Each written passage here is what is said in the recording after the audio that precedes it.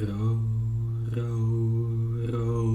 your coffee gently with those beans. Merrily, merrily, merrily roast. Coffee is more than caffeine. Hello and welcome to second season of Merrily Roasting with me, Francis Peck. We have quite a lot of roasting to do. In fact, we're aiming for a kilogram of end product of the Brazil. I will quickly start it up. By this time I've done quite a bit of roasting, and I know especially the cinnamon roast settings and the medium roast settings by heart of the Genie Cafe. So that's 13 minutes at 235 degrees, aiming for that temperature. Especially for this 10 kilograms of the Brazil roast, I'm actually not able to get a cinnamon roast out of this. If we consider the color of the finished product, it's basically just how it is named in the manual. But again, the manual is really just a start point for you to discover what kind of profile for which kind of bean. Now, really now, doing a batch of 1 kilogram, it's the first time I'm actually attempting this, so many in sequence, and I'll have to keep track on this. I'll just kind of do my explanation in the beginning, and then I'll kind of just cut to getting the beans out of the Genie Cafe at each intermediary step. The important thing to kind of reach for this consistency is that I am using the cooling down cycle of the Genie Cafe, because that's basically just exactly the same. Each time you start a cooling sequence, it will cool it down up to 60-degree exhaust temperature, and then basically you can handle the machine. You still have to be a bit careful not touching any of the metal parts that might be on the drum or somewhere else, but you shouldn't get burned, of course. So you can see it's a perfect day here to do this, a lot of roasting, even though we are November already.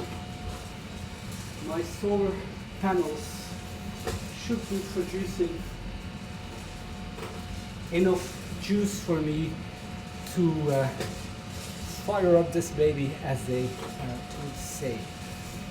The interesting thing for my personal coffee journey and this YouTube channel is that I was already thinking about getting solar panels when we got the house here. As we were negotiating to get it, they mentioned, we didn't put any solar panels there, but you shouldn't have any problem doing that. So at the time, the energy market wasn't crazy the way it is these days for some reason. So cost benefit, I was always kind of, what should you do? Should you believe the marketing pep talks of people installing solar panels? When I got the offer, it was promising to, be able to have a return on investment in 6 to 8 years. And then there was a whole debate, do you want to get it with a battery or without? And a battery for just a household at this point doesn't make any sense. If you're thinking about this, at this point there's no sense in getting a battery. Here we basically get half of the price of electricity that we pay ourselves when the sun isn't shining, or we actually need more than what the sun is providing to us. So we're getting half of that price, which isn't bad. And you know, you might think, well, only half, but you're an intermediary producer. Usually, if you sell to somebody else that sells it to somebody else, they kind of double their price. So in that sense, it kind of, well, just makes sense, that price. And then you can make a bigger profit out of it if you're able to consume that electricity. And this is that was my thinking at the time. I was already really invested in my coffee hobby, and I thought, well, you know, roasting coffee, all electricity, becoming the consumer of my own electricity to create extra value by roasting. This is what kind of set me on this trip. So that's kind of a general background. I'm actually doing this now as a unincorporated association. So at this point, I'm not doing it to make profits. I'm just doing it not to make a loss. And getting to roast for the people is just, it's just giving you all the experience.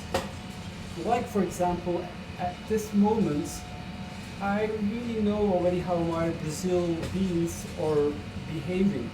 I was trying some medium roasts before, which is on this machine, so a temperature of, setting the temperature of 240 and 14 minutes. So if you think about it, well, this is 235 degrees Celsius and 30 minutes, you know, it sounds quite close, but it isn't. I had one medium roast running away from me, and running away basically means it was way beyond medium. It might have, and it probably reached second crack, but I was kind of, I saw it becoming dark, and really with the Genie Cafe, a tell is when you start seeing smoke. The Genie Cafe really isn't made to go beyond second crack. It's really a between two cracks machine, so perfect for me. But if you are thinking about going beyond two cracks and doing the home roasting, you should probably opt for a different machine. At the same price point, you have the Bemor, which I heard might be more suitable for that. But I don't know, I have no experience with the Bemor. At this point, so we're now, so 6 minutes left, so a good 7 minutes in the roast, and we kind of really start seeing the yellowing. So let me try and give you, have to try and not break down our kitchen. So you can see the kind of the yellowing going on there. Now, the Genie Cafe really isn't a good machine for hearing the crack. You kind of, based on your experience that you're building up, you start to know, well, you know, most of the time it would be around 9, 10, 11 minutes even, especially if you're going for a lighter roast. It might take a little longer for the beans to reach first crack. So you kind of know the time around which you can expect first crack. And of course, the color of the beans is really what is the most important for you kind of to, you know, guess this might be a first crack moment. And around that time, you can try and try to listen for it. So at this point, we're at 9 minutes.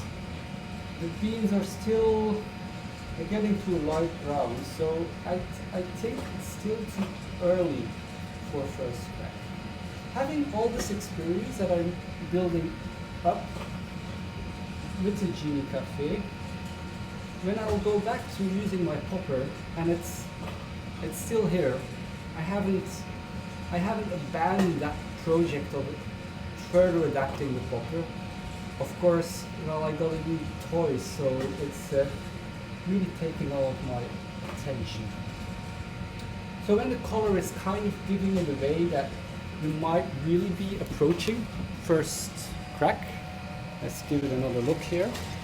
This is still a bit, this will, it's a bit beyond the cinnamon at this point already.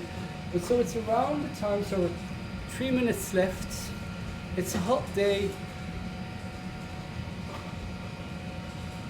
And then it becomes quite an exercise. So the Genie Cafe has been in the corner there, is where it's actually standing when I'm not using it. It gets a bit of sunlight, so on a sunny day it would have already preheated the machine a little bit. I didn't do any machine preheats. Let's get into that in a second. Let's just try and listen for first crack.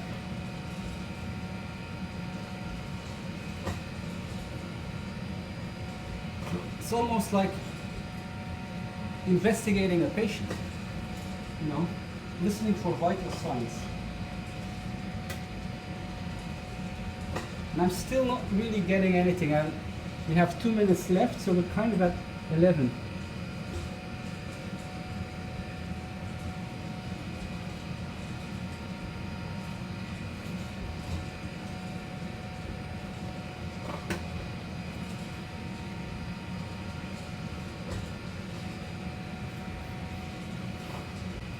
So my nose is telling me it should really be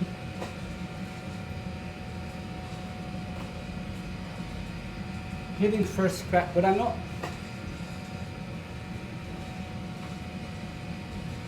Picking up anything. So there, yes, that was one.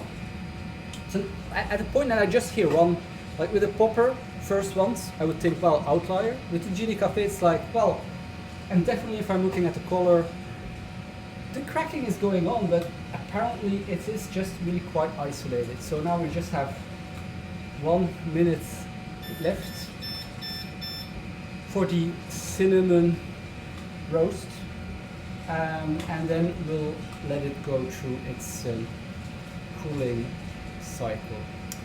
In general, for this video to have a little less of noise, I actually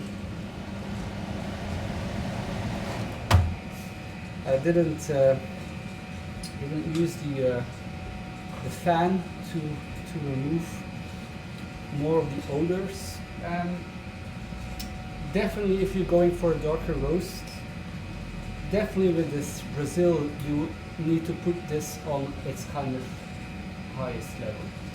So as it's kind of getting to the end of the roasting cycle, I can still hear a crack here or there. Probably kind of never feeling 100% sure about it. But the good thing is, which like the professional roasters might tell you, well, no, you kind of really need to cool them down as fast as possible. But I kind of slowly want to allow these beans to still develop a little further during this kind of a cooling process. And in my own initial tasting experiences, I got lovely results out of this.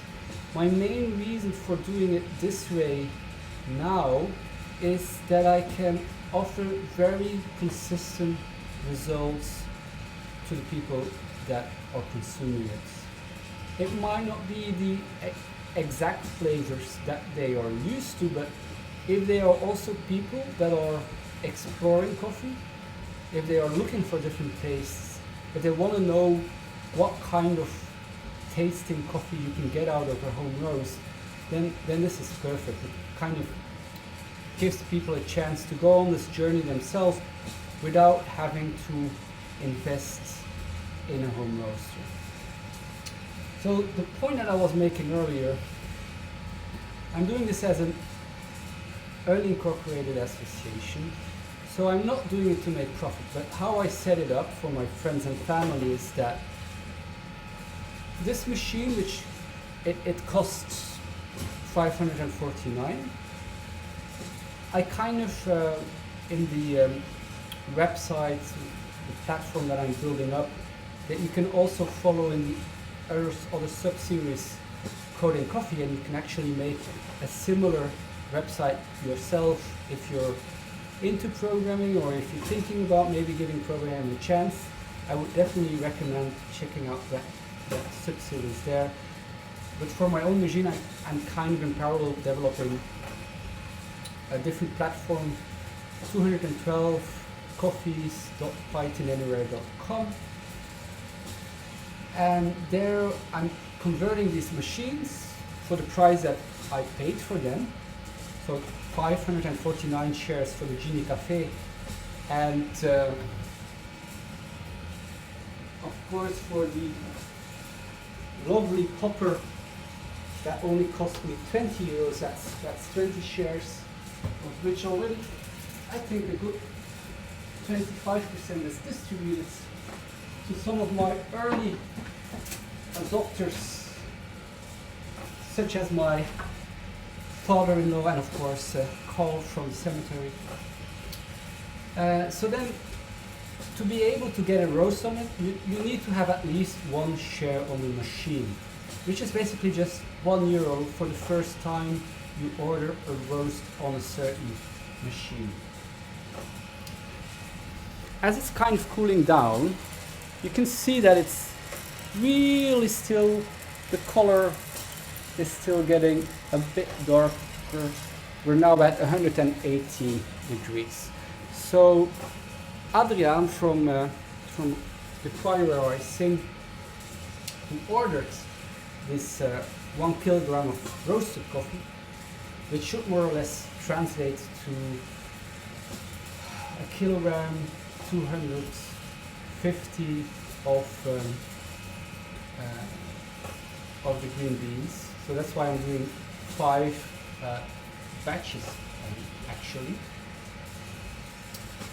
He ordered a medium roast. So as a person having the experience with the Genie Cafe, knowing he wants the Brazil beans being roasted, I know, okay, I will set this to the cinnamon roast. I can let it go through the cooling cycle, and that will give him a coffee roasted at a level that he's expecting and he's enjoying. So this is actually his second order. He first ordered half a kilogram, and then apparently, thank you Adriaan, it was such a nice experience that he now ordered 1 kilogram, which set me to this kind of challenge of doing that back to back, which is the first time for me also. So we're now at 99 degrees. There's already a lot of information to process here, so I think I will round up my talking. For the remainder of the episode, I'm kind of just going to have the fragments where I'm unloading it and getting the next batch ready, which will be each time when the machine hits 60 degrees. In the meantime, I can already prepare the second batch weight-wise, so we need another 250 grams. There's a nice odor of the coffee, so not a bit too much, 270, 65, so 5 grams, and now it's perfect, 250. So you see, you know, this year of home roasting, I have a feel for the rate of beans. So we're at 85 degrees now. Actually, so you need a share in the machine to be able to roast on it. And then we have per batch €1 of devaluation of writing of the machine basically. When the machine is completely written off, I will calculate, because of course the shareholders have a right to the devaluation of the machine. So when we did 549 roasts with this machine, the machine will be completely written off. And at this point I will calculate the percentage based on how many shares one has in the machine, and these people will then get credits to buy some more coffee through the platform. That is all in all quite a fair system, I think. If you don't agree, I'm happy to hear suggestions in the comments. It's a work in progress. I'm trying to figure out how to build up a fair system, and it has to be fair because again it's an unincorporated association. I'm simply not allowed to make profit at this point. You know, the company I believe I work for, I believe where I work, doesn't currently allow me to have a business, a side business. So for multiple reasons, this is how I'm starting out. This is my non-business plan, and of doing this step by step. And I'm enjoying, loving every step of the way. And it's kind of seeing, you know, without making a profit, can I connect to people to sell them coffee without making a profit? If you think too much about it, your mind will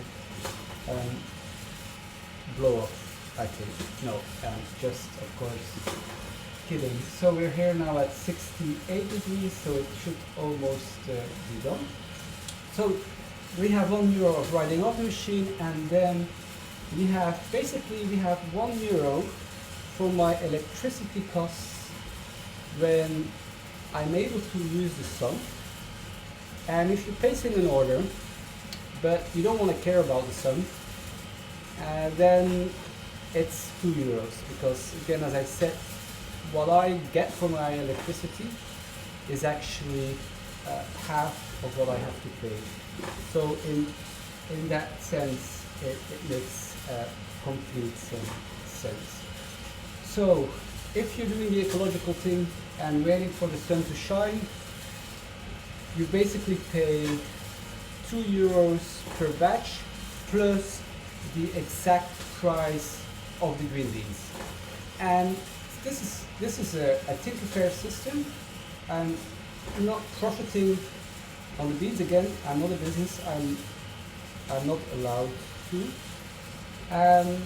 But it's not just fair because of that.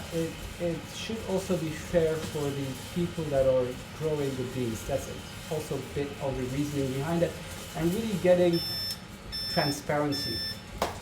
All right, so we covered a lot. This is the one thing I actually forgot to do, which is opening this when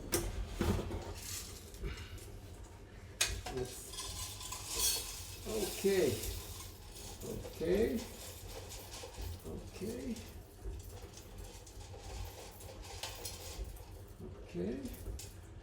Getting beans everywhere now. So you can be kind of carefully kind of. Now you have to shake it a bit, and then sometimes a bit changing it. Oh. Okay, so did we get all of the beans out? Yes, we did. So now we can kind of be careful that you don't end up touching the metal. Our second batch going in, closing it up. Okay, you can already appreciate how much cleaner it is than it used to be before. So the temperature is still set on 235, and we're starting with our second batch. So we'll do 5 of this. I'll pause the video now because it won't be that interesting. You'll just see a small sequence of me getting it inside of a different plate, and then at the end I'll just measure so we can kind of know how consistent it is. This first one should be the kind of outlier, of course, because for all the other ones the machine is kind of preheated. So let's see how this will be evolving.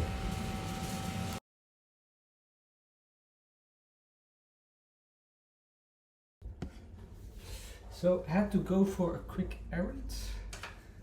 Now this is dirt roast.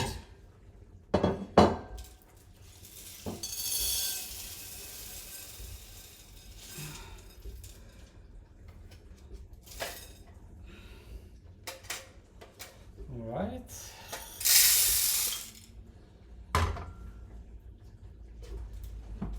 So the thing to be careful about is, of course, as you're doing the roasts, what's also happening is that your chef collector will be getting full. So of course it's advised to do this at least every 3 roasts. This actually gives a bit of extra smokiness during the roast, so you kind of have to be careful with it. All right.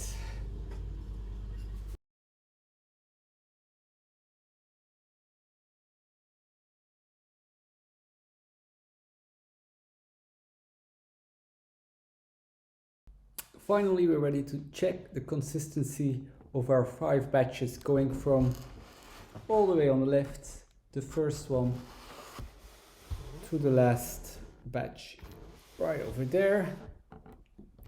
So I have here my high-heel scale.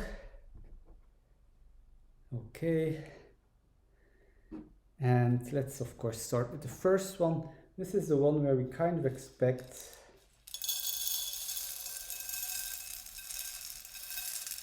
the highest weight, the heaviest, 215. Then over to the second batch,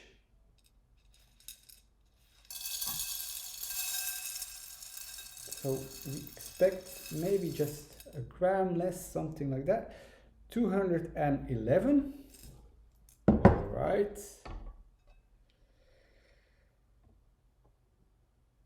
Okay. The middle batch, now we're hoping to kind of have a consistent result. We're hoping for another 211. It's 211.5. Okay. As a scientist, well, philosopher, I find this acceptable. The fourth batch was a small outlier in the sense that I ran for an errand, so there was a bigger break, and so we're going to 213 grams for this one. And then finally the last batch should again be hopefully consistent with batch 2 and 3 and give us something around 211 or 211.5 grams, and it is 212 grams.